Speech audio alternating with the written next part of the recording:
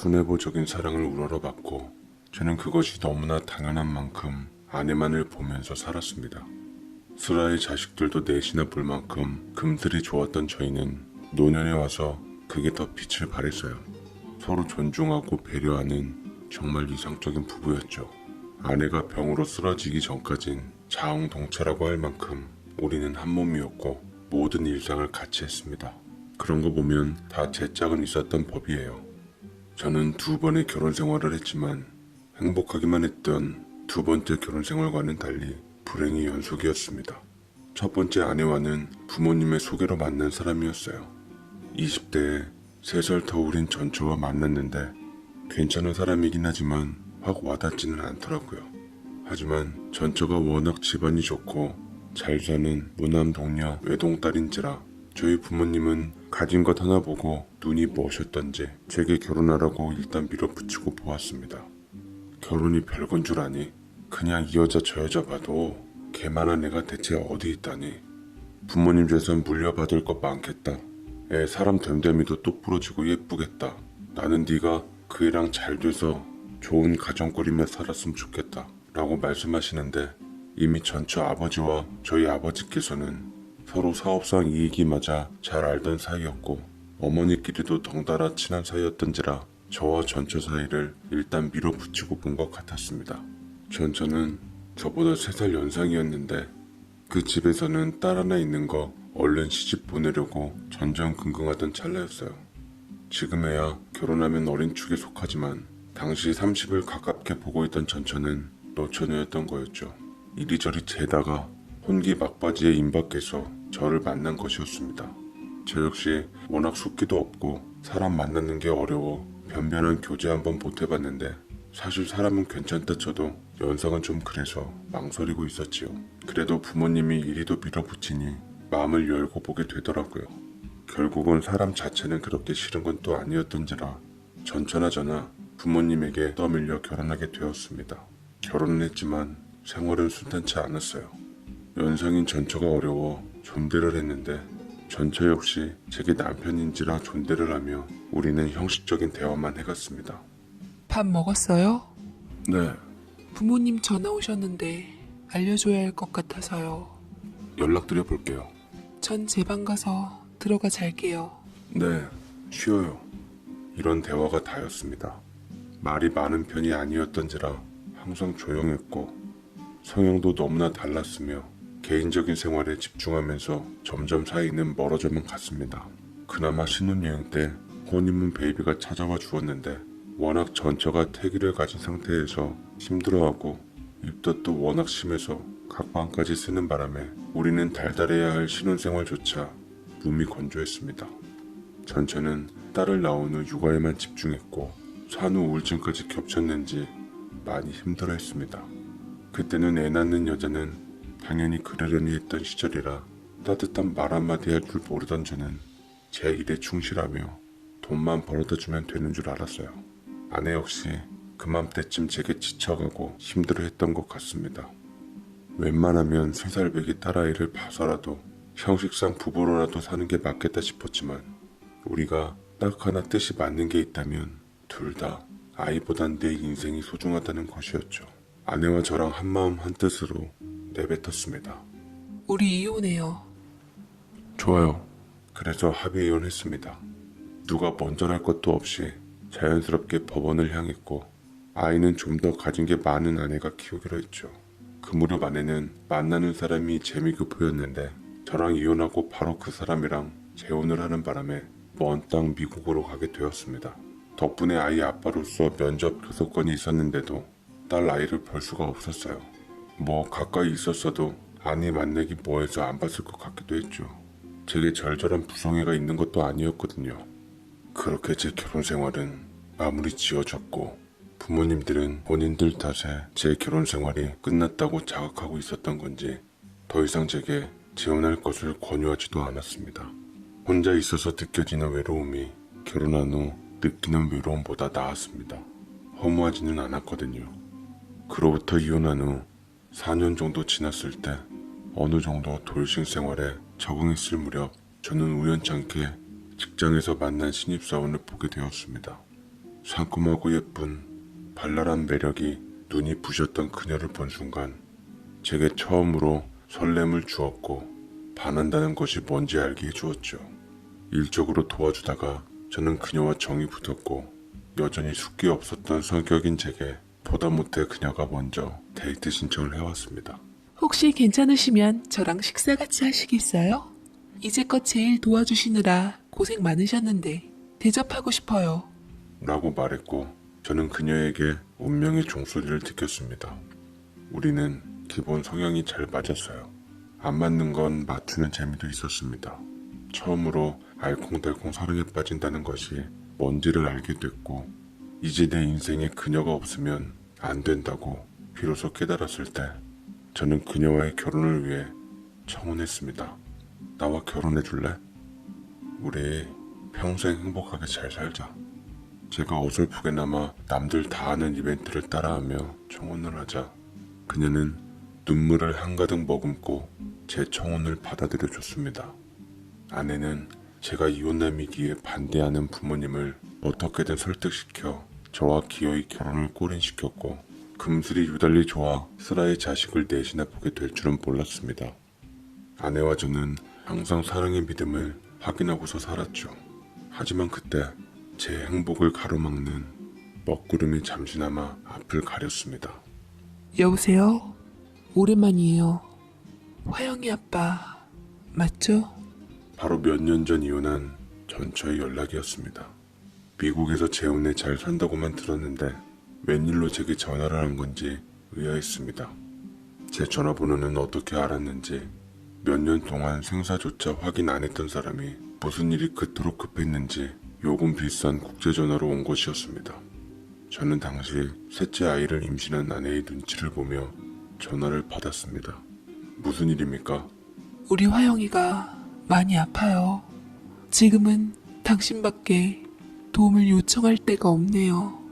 밑도 끝도 없이 잊고 있던 딸 화영이가 아프다는 말로 심하게 흐느끼는 전처의 감정을 본 것은 그게 처음이자 마지막이었습니다. 저도 그때는 많이 놀랐었어요. 아내와 아이들이 저를 집중하는 줄도 모르고 저도 모르게 큰 소리를 치고 말았습니다. 화영이가요? 왜요? 어디가 아픈데요? 소아백혈병이라고 진단을 받았는데 항암 치료를 받으면 그나마 완치율은 높다고 해요. 근데 치료비가 많이 부족해요. 한마디로 아이 치료비를 보태달라는 소리 같았습니다. 허나 친정이 살 만큼 산다고 알려진 전처였고 재혼한 남자도 재력가라고 알려졌는데 그 자존심의 치료비 때문에 애아빠인 내게 전화를 했을까 싶더라고요. 이유야 어찌됐든 애 엄마가 도와달라니 제 딸인 만큼 책임감에 도우는 게 맞았고 수중에 갖고 있는 돈을 최대한 보태려고 했는데 그 사실을 안 주변에서 들고 일어서기 시작했습니다. 일단 누구보다 현실적인 아내는 자신의 아이들을 앞세워 결사 반대를 했습니다. 절대 안 돼요. 지금 벌써 셋째 아이를 가졌는데 당신이 책임져야 할 입들만 벌써 몇 명인데요. 변변한 집도 마련해야 하고 이제 애들 자라면 교육비다 뭐다 한가득 들어갈 텐데 내가 당신 전처주라고 한 푼 두 푼 모아 아껴서 생활한 건 아니잖아요. 제발 우리 가족만 생각해요. 어차피 당신 그 애랑 정도 없다면서요. 그래도 여보, 그래도 내 딸이야. 근데 어떻게 모른 척할 수가 있어. 생사가 오간다는데. 그 집 잘 산다면서요. 당신이 굳이 보태지 않아도 본인들이 알아서 하겠죠. 제발 더 이상 낙처 만들지 말고 인연이 끝난 사람들은 눈 딱 감고 잊어요. 곁에 있는 당신 가족들만 생각하라고요. 라고 말했고 우유부단한 제가 쉽게 결정을 못하자 아내는 기어코 저희 집에까지 이 일을 전하고야 말았습니다. 저희 아버지는 휴일날 저만 따로 부르시다니 제게 멍충이라고 하면서 한사발 욕을 하시더라고요. 아이고, 네가 가진 게 뭐가 있다고 갖고 있는 돈을 전처한테 다 보내? 그렇다고 네 전처나 딸이 그 마음을 알아주긴 할 것 같아? 듣기론 친정이 사업을 무리하게 확장시키느라 줄줄이 망해서 빚더미에 올랐다던데 그 친정 도우려면 애 핑계 대서라도 자금이라도 끌어와야 하지 않겠냐? 나 거기에 절대로 넘어가면 안 된다. 전처가 그럴 사람은 아니에요. 하물며 애를 팔 사람은 더더욱 아닌데 사람이 궁지에 몰리면 무슨 짓을 못하겠니? 참말이고 거짓이고 절대 도우면 안 된다. 걔는 네 딸 아니야 이제. 미국으로 가서 남의 손에 자라고 있는 애가 무슨 네 딸이야? 네 새끼만 벌써 3명이다. 효도를 해도 곁에 있는 애들이 하겠지.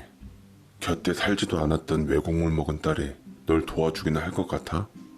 한 푼도 보내주지 마라. 자칫 엮이면 너만 힘들어지고 골치 아파져. 네 안사람이 저렇게 길길이 난리를 치는데 지금 너의 행복한 가정을 지키려면 포기할 건 해라. 라고 말씀을 하셨고 저는 어떻게 하면 좋을지 몰라서 쉽게 떨치지를 못하고 있었네요. 일단 제가 가진 돈은 모두 아내에게 맡겨 생활하고 있었고 아내가 허락하지 않는 한 당장 빼오기도 힘든 실정이었습니다. 저는 제 자식들을 보며 예전 기억에 잠시 묻어뒀던 내 첫째 딸 웃는 미소를 쉽게 기억해냈고 새삼 떠올리니 애비 노릇을 못해준 게 마음이 아팠습니다. 상황이 어렵다고 하니 돈 때문에 아이가 잘못될까봐 더 염려가 됐지요.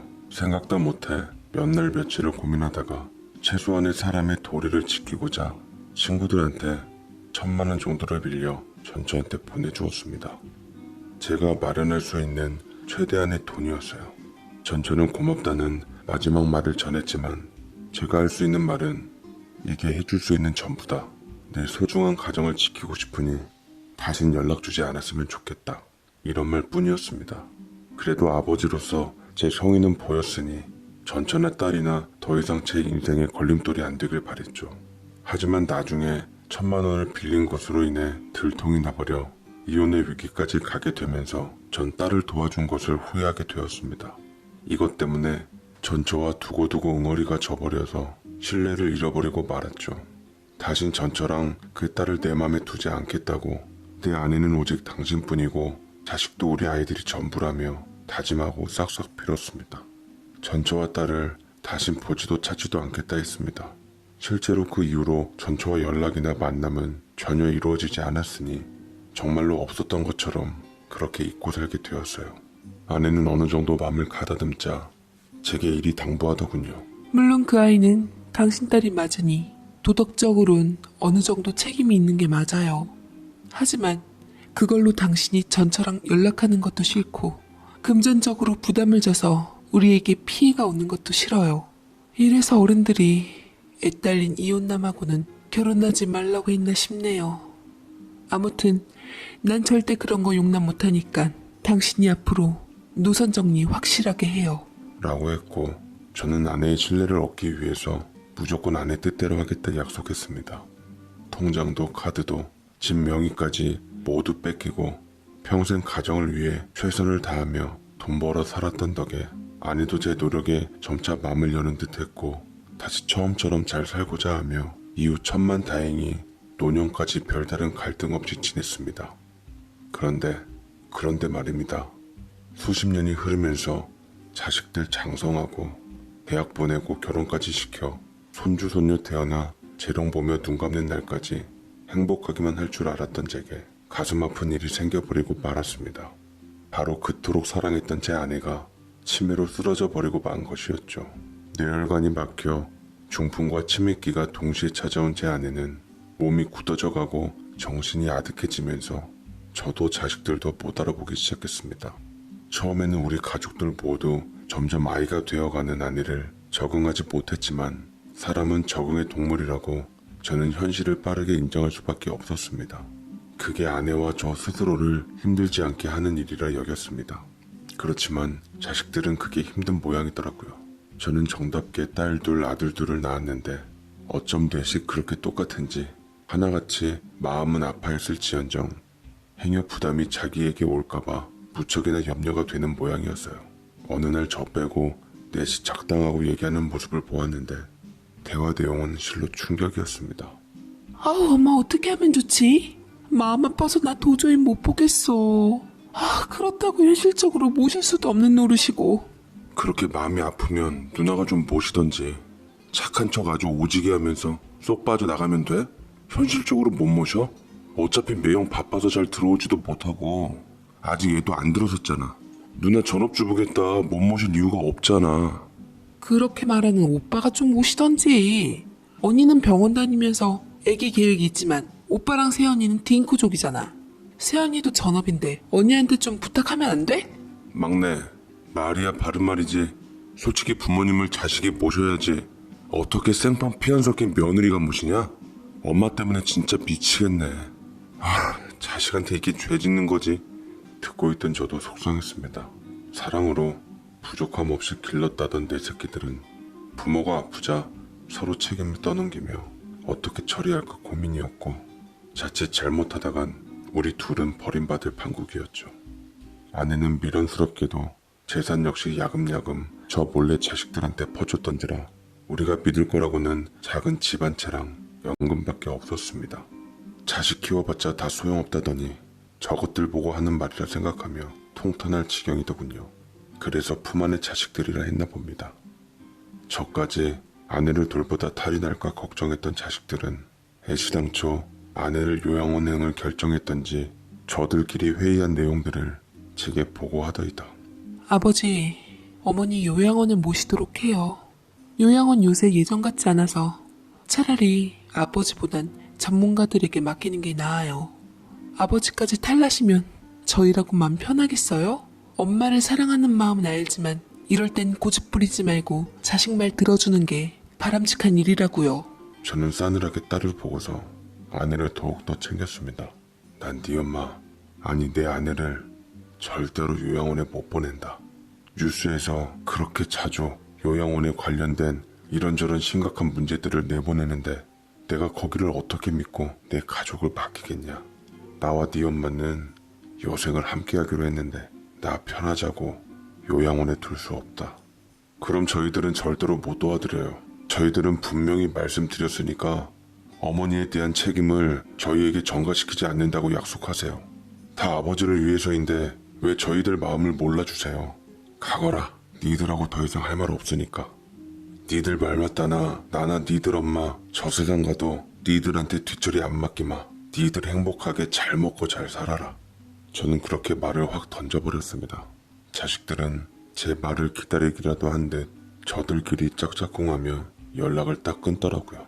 아내는 한쪽 손과 다리가 굳어 못 쓰는 상태에서도 멋모르고 자식들이랑 나들이 가자는 얘기하며 웃어 보이는데 치매라고는 믿을 수 없는 고운 아내의 웃음을 지켜주기 위해 저는 자식들이 바쁘다고 하며 곁에 언제까지나 있어주겠노라고 손을 꼭 잡아주었습니다. 그때부터 본격적인 아내의 병간호가 시작되었어요.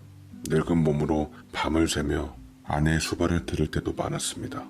먹이고 씻기고 입히고 대소변 다 받고 어찌 보면 다행인 건 풍이 와서 몸의 일부 고동이 불편한 게 차라리 다른 치매 환자처럼 실종이 되거나 밖에 나가진 않아서 마음이 놓였습니다. 병원 갈 때마다 아내의 차도 대신 점점 안 좋아진다는 말만 들었는데 차라리 요양원을 가서 전문가들에게 케어를 받는 게 좋을까 알아봤습니다만 몇 군데 알아본 곳이 뉴스에 터진 것을 확인한 후에는 마음을 접었습니다. 그러다 저 역시 몸이 유별나게 힘든 느낌이 들어 잠깐 병원을 찾았는데 의사가 이렇게 무리하다가는 저도 언제 쓰러질지 모른다며 겁을 주더라고요. 제 늙은 몸은 아내를 돌보느라 힘들었던지 몸무게가 10kg 가까이 줄어 있었습니다. 이대로 가다가는 내가 병든 아내보다 먼저 가겠다 싶어 뭔 수를 내긴 내야 했습니다. 생각하다가 절충안을 찾아냈던 게 바로 간병인을 구하는 것이었습니다. 가까이서 아내를 볼 수도 있고 옆에서 누가 도와줘서 잠깐 눈이라도 붙이면 좀 나아질 것 같더라고요. 그래서 간병인 공고를 내기로 했습니다. 몇 번 간병인으로 온 사람들 면접을 봤는데 확 아내를 믿고 맡길 사람이 없더라고요. 돈 주면서까지 근심 걱정 받고 싶지 않아 다 포기하고 내 몸 으스러지는 한이 있더라도 혼자 할까 생각이 들었을 무렵 뒤늦게 어느 한 40대 여자에게 연락이 왔습니다. 저는 포기한 채 면접 보러 오라는 얘기를 했고 면접 보는 것도 힘들어 마지막이다 생각하고 보기로 했는데 그때 왠지 모를 낯익은 여자가 면접 보러 오는 자리에 과일을 사가지고 왔더라고요. 블루베리 좀 사와봤어요. 블루베리 안에 있는 안토시아닌이 치매 개선에 좋다고 해서요. 저희 어머니도 치매라서 제가 모신 덕분에 거기에 관해서는 잘 알고 있어요. 라고 말하는데 느낌 탓인진 몰라도 왠지 넌짓이 낯이 익은 느낌이 났습니다. 거기다 본인의 치매 어머니를 모셨다며 잘 돌볼 수 있다는 말은 크게 어필이 되며 제게 신뢰감을 주었습니다. 저는 그 40대 여성을 고용하기로 했고 여성은 다음날 짐을 싸들고 저희 집으로 왔습니다. 남는 방 있으시죠? 원래 잠 못 자고 환자 보는 고통이 더 커요. 저는 예전부터 늘 해왔던 일이라 인이 배겨서 잘 해낼 수 있는데 사장님은 그냥 저 시키시기만 하시고 좀 쉬세요. 얼굴이 많이 안 돼 보이셔서요. 돈은 약속한 월급만 받도록 할 테니 급여 걱정은 마시고요. 라며 친절하게 말했는데 물론 밤낮으로 간병인을 쓴다는 것이 돈 문제도 있었지만 제가 젊은 여자랑 24시간 있는 게 불편하고 남의 이목도 신경 쓰느라 겸사겸사 걸렀던 거였거든요. 처음에는 자기 멋대로 짐 싸가지고 들어올 모양새로운 그 여자가 당황스럽기도 했고 고리타분한 노인네 생각에 무례하다고도 생각이 들었지만 여자는 어영부영 넘기며 은근슬쩍 집 안으로 들어왔습니다. 처음에는 영 안 되겠다 싶어 말을 돌려가며 집에서 나가라고 할려치는데 그 여자는 선수치며 자기 사정을 얘기하더라고요. 제가 딱히 가족도 없고 갈 곳이 없어요. 임자 못 만나 결혼도 못했고요. 제가 어머니 모시면서 전 재산 있는 거 먹고 살려고 이것저것 투자하다 사기당하고 해서 어머니 장례식 비용도 겨우 마련해 이 집 저 집 돌아다니는 신세가 됐네요. 전 껄끄러우면 어쩔 수 없지만 제가 살 방안을 마련할 때까지만 사모님 보필하게 해주시면 안 되실까요? 사모님 뵈니까 저희 떠나간 어머니 생각도 나고 해서요. 라고 말을 하는데 눈이 시뻘개지는 게 정말로 저희 아내를 보면서 떠나간 어머니를 그리워하는 것 같아 저는 인정을 베풀기로 했습니다. 여자는 저희 아내와 동고동락하며 지극정성이었어요. 아무리 돈 받고 하는 거라지만 효심 깊은 친자식도 이렇게는 못할 것 같을 정도로 최선을 다했습니다. 서너 시간밖에 자지 못한 상태에서 중간중간 깨서 계속 아내의 대소변과 컨디션을 살폈고 식사도 치매에 좋다는 식단들로 짜서는 아내에게 신경 쓰며 먹여주었습니다. 하루에 한 번씩 밖에 산책 나가게끔 해서 기분 전환을 시켜줬고 즐겁게 말동무를 해주거나 노래도 같이 불러주고 병원 갈 시간 역시 빼놓지 않고 챙기는 등 정말 너무나도 잘해주었습니다. 진심으로 신경 써줘서 고마웠습니다. 저는 간병인의 월급날 얼마를 더 챙겨 넣어주기로 했어요. 아주 넉넉한 환경은 아니었지만 자식보다 더한 정성으로 봐주니 제가 쓸 돈을 좀 덜 쓰더라도 그렇게 주고 싶더라고요. 허나 간병인은 제게 꼭 다시 돌려주고는 했습니다. 됐어요, 사장님. 여기서 재워주고 먹여주는 걸로 충분합니다. 월급을 안 주시는 것도 아닌데 이런 것을 넣어주시면 제가 애쓴 일이 표가 안 나잖아요. 마음만 받겠습니다. 라고 하는데 말도 어찌나 기특하게 하는지 참 네 집 딸인지 자식 하나 끝내주게 잘 키웠다 싶었어요. 시간이 지날수록 간병인과는 점차 정이 들었습니다. 거동이 힘든 아내를 하루에 한 번 꼭 햇볕을 쐬게 해주고 싶다고 휠체어에 태워서 바깥 공기를 마시게 했는데 저도 함께 나가서 나지막히 함께 걸었습니다. 간병인이 들어온 이후로 아내가 웃음기가 많아졌더라고요. 원하는 게 있을 때 발음이 어눌해서 잘 들리지가 않았는데 콩떡처럼 말해도 찰떡처럼 알아듣는 간병인 덕분에 대화도 훨씬 수월했습니다. 자식들이 연락이 없자 저는 은근슬쩍 간병인 구했다는 말을 전할 핑계로 연락을 해봤는데 그나마 셋째 아들만 받더라고요. 허나 제대로 오해를 사는 듯 했습니다. 아버지, 지금 그러니까 집에 엄마랑 아버지 말고 다른 여자가 있다는 거예요? 그것도 한 집에서 산다고요? 아, 맙소사.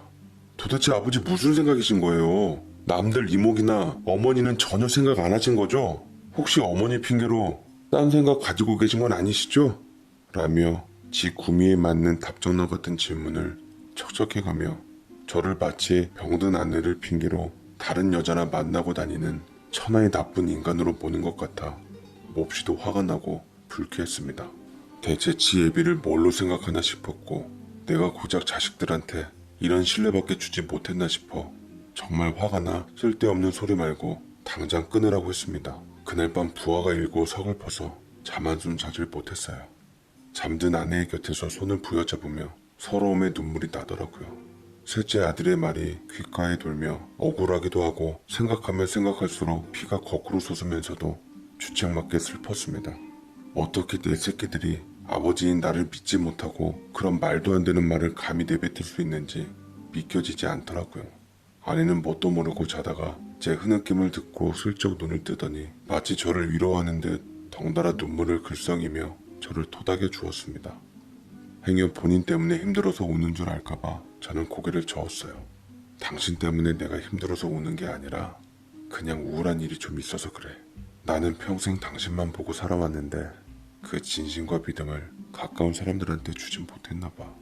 나를 지켜주고 내 편이 되어줄 사람들이 없는 것 같아. 라며 아내 걱정할까봐 억지로 미소를 지어 보였는데 아내는 그런 저를 쓰다듬어 주며 괜찮다라고 말해주는 것 같았습니다.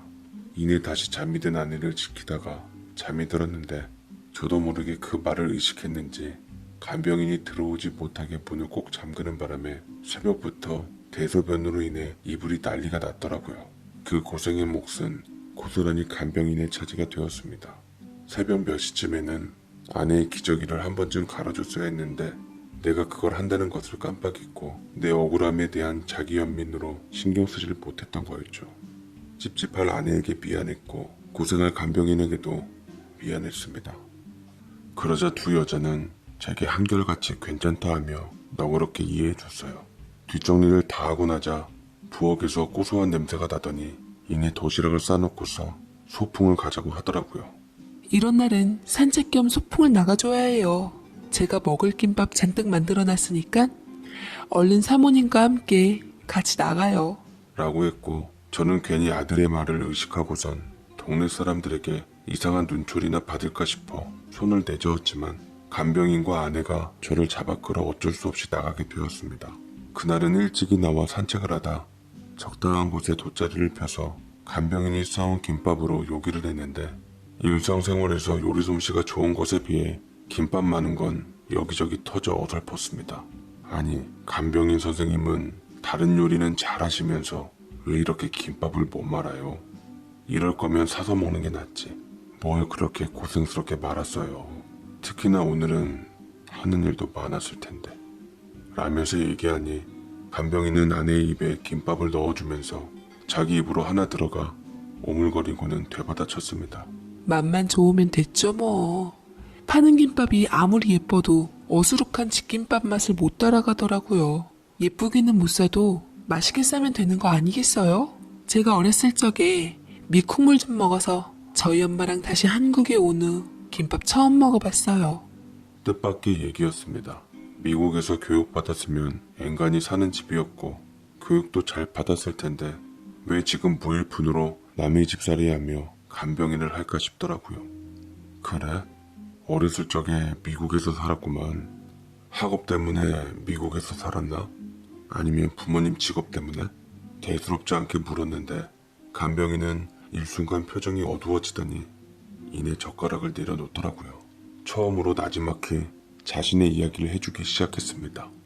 어머니가 저희 친아버지랑 이혼 후에 재미교포랑 재혼하시고 미국으로 가서 사셨거든요. 그런데 미국에서 어머니는 재혼하신 새아빠와 행복하질 못했어요. 그래서 또 이혼해가지고 저 고등학교 때 새아빠 사이에서 낳은 동생 둘과 함께 한국으로 다시 왔는데 이미 떵떵거리며 잘 살던 외갓집도 가세가 기울어서 엄마가 비빌 데도 없었고 저희 삼남매 혼자 키우시느라 힘드셨는지 연세도 많이 안 잡수셨을 때 이른 치매가 오셨더라고요. 동생들은 엄마 병세가 안 좋아지자 미국으로 다시 들어가 제살 길 바빠서 안 오고 있고 엄마 돌아가실 때까지 소식만 겨우 전하다가 이제는 그것마저 끊어졌어요. 힘들게 살았네. 그래도 어머니가 복이 많으시네. 딸 하나 잘 키워서 그래도 덕 봤으니 후회는 없으셨겠어. 간병인의 얘기를 듣고 보니 사정이 딱해 보였습니다. 그래도 어떤 어미인지 이런 효녀심정 같은 기특한 자식을 낳았는지 얼굴도 못뵌 양반이지만 괜시리 간병인 어머니가 부럽더군요. 제 복이 과한 자식들이 떠올라 지금 간병인과 비교되어 더 괘씸해졌습니다. 때마침 따스한 나른한 기운에 아내가 꾸벅꾸벅 졸았고 이내 잠이 들더라고요. 어미 앞에서 자식 욕할 순 없었고 어디 가서 자식들 욕하는 것은 내 얼굴에 침 뱉기라 생각해 말을 아꼈지만 속내를 터놓지 않음 천불이 날 것 같았습니다. 거의 가족이나 다름없는 간병인이었고 일하는 동안 몇 달간이나 자식들 왕래 없다는 거 뻔히 알기에 뭐 더 숨길까 싶어 허심탄회하게 얘기했습니다. 내게 사남매가 있는데 참 어렸을 적에는 나에게 기쁨도 많이 주고 녀석들 무럭무럭 자라는 재미로 우리 부부 그렇게 살았어요. 공부도 잘하고 똑똑하고 사남매 모두가 어쩌면 못난 거 하나 없이 다들 그렇게 잘나게 태어났는지 기특하기만 했습니다. 그런데 각기 다 제 갈 길 가면서 어려울 때 부모에게 손 벌려 악착같이 형제들 경계하며 지목 챙겨가더니 제 어미 쓰러지고 나서 더 이상 빼갈 것이 없다는 게 눈에 보이자 입 싹 씻고 요양원을 운운하더니 이젠 코빼기도 안 비춥니다. 내가 이런 녀석들을 키웠나 싶어 마음도 아프고 참 가슴이 쓰리더라고요. 평생을 잘 살았다고 생각했는데 뚜껑을 열어보니 정작 제일 중요한 자식 농사가 잘 되진 않았더군요. 어쩐지 자제분들께서 많이 안 오신다 생각했는데 그럼 사장님 자제분은 사남매가 전부세요? 처음엔 참 별스런 질문이다 싶었습니다. 그때까지만 해도 저는 별 생각 없었던 것 같아요. 그저 미국은 언제나 갈 수 있는 나라이고 그쪽에서 살다 온 것은 흔한 사례이니 크게 신경 쓰질 않았는데 간병인은 뭔가를 겨냥한 듯 알 수 없는 질문을 해대는 것이었습니다. 셋째 아들 말이 기분 나쁘게 또 생각이나 울컥 감정이 올라왔고 저는 간병인에게 언성을 높이며 쏘아댔는데 그런데 뭐예요? 지금 간병인 선생님도 날 바람둥이 취급하는 거예요? 난 아내밖에 모르고 산 사람이에요. 당연히 내게 사남매 외에 자식들이 또 있을 리가. 그런데 일순간 저는 온몸에 강렬한 전율이 느껴지면서 세척의 그 간병인을 다시 볼 수밖에 없었습니다. 그동안 현실에만 집중하느라 지난 과거는 자연스럽게 잊혀진 탓에 간과한 사실이 있다는 것을 깨닫게 되었어요. 바로 제가 수십 년 전 첫 결혼을 했던 전처가 저와 이혼 후 재미 교포와 결혼해서 제 딸을 데리고 미국으로 간 것이 생각났던 거죠. 거기다 외갓집에 가세가 기운다는 것도 내가 알던 내용이었고 옛날에 소아희귀병에 걸렸다며 전처가 울며 전화해 내가 치료비 하라고 1,000만 원을 보내줬던 그 딸이 설마 하니 제가 몸을 떨며 뭔가 짐작하는 눈치이자 간병인은 또렷하게 제 눈을 응시하고 답했습니다. 네, 제가 바로 화영이에요, 아버지. 이 정자, 선자, 조남 쓰시는 분이 바로 제 어머니이십니다. 여태 사는 게 막막하고 바빠 이제야 찾아뵙게 되었네요. 저라는 딸 아버지한테 존재감도 없었을 텐데 그래도 기억해 주셔서 감사드려요. 그 간병인은 바로 어렸을 때 헤어졌던 전처가 데려갔던 제 딸 화영이었어요. 세상 참 넓다가도 좁더라고요. 어떻게 화영이가 지금 내 눈앞에 있을 수 있었던 건지 그 와중에도 어렸을 때 찾아온 몹쓸 병을 무사히 잘 이기고 이렇게 성년이 되어 잘 살아있구나 싶은 마음이 애비로서 본능적으로 안심과 죄책감을 줬습니다. 어찌 보면 1,000만 원만 덩그러니 던져준 채 아픈 딸을 제 손으로 버린 비정한 아비가 되었으니까요. 어쩔 수 없었어요. 저도 제 가정과 사랑하는 사람이 중요했으니까요. 그게 설령 딸이라 할지라도 말이죠. 똑같은 내 자식이었지만 화영이보단 사남의 내 새끼들이 훨씬 내 핏줄 같았습니다. 지금까지도 화영이한테는 자식으로서의 사랑과 애정보다는 죄책감과 미안함이 더 컸습니다. 그런 감정조차 미안해서 애비 자격이 없다 들어 가슴이 미어졌어요. 저는 천천히 화영이와 했던 말들을 돌이켜보며 전처가 어떻게 해서 생을 먼저 떠나갔는지, 어떻게 해서 화영이가 어머니를 모셨는지, 지금 어떻게 살고 있는지 되짚어 보았더랬죠. 괜히 부모로 인한 상처를 후빌까봐 싶어 짐작만 했을 뿐 다시 되묻거나 하진 않은 채 말을 아꼈습니다. 그러자 화영이도 더 이상 제게 많은 말을 하진 않더라고요. 그리고 제게 그동안 제 아내를 보살피며 받아갔던 1,000만 원을 다시 내밀었습니다. 저도 여기까지예요. 저라는 존재를 부담스러워하며 내게 등만 보인 아버지지만 그래도 아버지와의 빚은 털고 가고 싶었어요. 그냥 한 번쯤은 제 존재를 드러내며 아버지를 만나고 싶었네요. 이제 만났으니 됐어요. 저도 아버지를 미련 없이 훌훌 털어버리며 살게요. 부디 아직 젊으니 네 행복 찾으면서 살아라. 나 역시 너를 만나서 좋았고 행복했단다. 무책임하게 너를 낳고 책임지지도 못해서 나는 너에게 너무 미안하다. 정말 미안하다. 이 1,000만 원은 부디 넣어두어라. 내가 널 위해 처음이자 마지막으로 베푼 내 새끼라는 증표의 마음이었으니 이것만은 무시하지 말아줬으면 좋겠구나. 라며 저는 40이 넘은 같이 늙어가는 딸에게 아가라 부르며 1,000만 원을 화영이한테 넣어주었고, 아직도 어린이처럼 보였던 40살 넘은 내 딸은 그 돈을 손에 꼭 쥐고는 그제야 눈물을 쉴 새 없이 흘렸습니다. 사랑하는 부모 밑에서 자란 아버지의 사남매가 저는 세상에서 제일 부럽네요. 한평생 아버지에게 사랑받은 사모님도 부럽고요. 어머니와 아버지가 어긋난 인연의 결실인 제 존재가 40이 훌쩍 넘은 지금에도 마음이 아파요. 그래도 그 1,000만 원의 치료비 참 고마웠어요. 제 아버지의 도리를 다 해주셔서 감사해요. 라며 제게 큰절을 올리고는 화영이는 제 눈앞에서 호련히 가버렸습니다. 붙잡을 수 없어 더 먹먹하고 미칠 것만 같았어요. 뒤늦게 일어난 아내는 수족과 같이 본인을 지켜줬던 화영이를 찾았지만 이미 그 아이는 연기처럼 날아간 후였죠. 그리고 그 이후에 무슨 변고가 일어났던지 저는 시름시름 몸이 안 좋아지기 시작했고, 제가 몸이 안 좋아지자 자식들은 결국 아내를 요양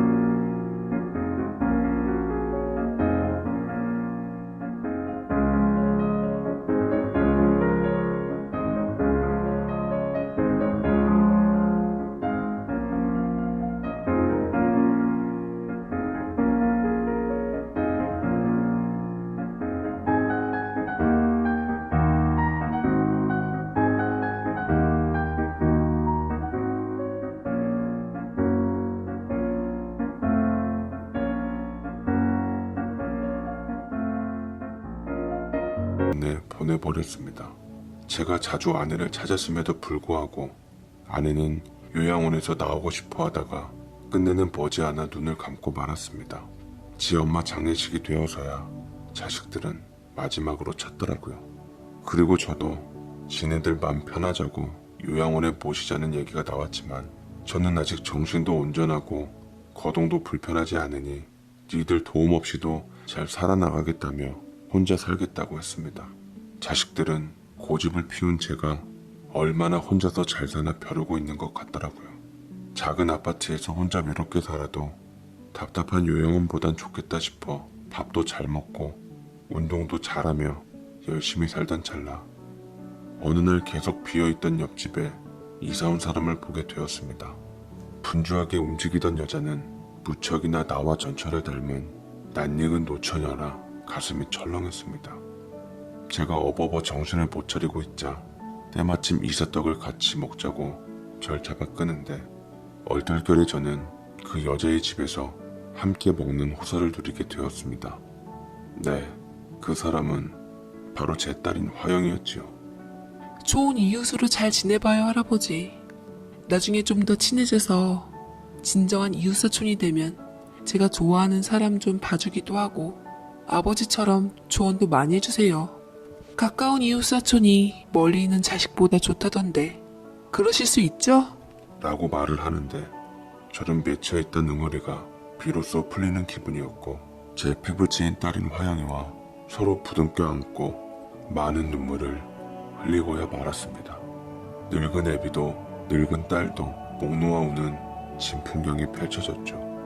그리고 이제야 겨우 부녀 사이로 돌아가 잘 지내게 되었습니다.